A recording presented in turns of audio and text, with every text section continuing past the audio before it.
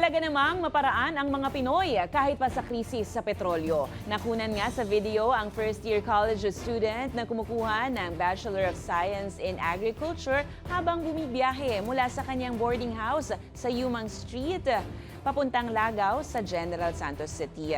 Agaw pansin ng estudyante na kalmadong nakasakay sa kabayo sa gilid ng kalsada habang papasok sa eskwelahan. Ayon sa ulat, ito ang napili niyang paraan para tipid sa gastos matapos sumirit ang pamasahe sa tricycle. Sa halip na mahiya, diretso at diskarte ang estudyante para makapasok sa eskwela. Good vibes naman ang hatid niyan sa ating inggit na lang.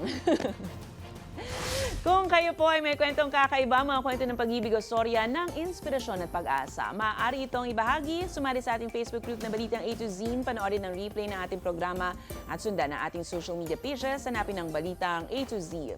Ang ating pabaong quote of the night ngayong Huwebes ay mula sa philosopher na si Bertrand Russell. Sabi niya, hindi digmaan ang nagpapatunay kung sino ang tama, kundi kung sino na lang ang natira.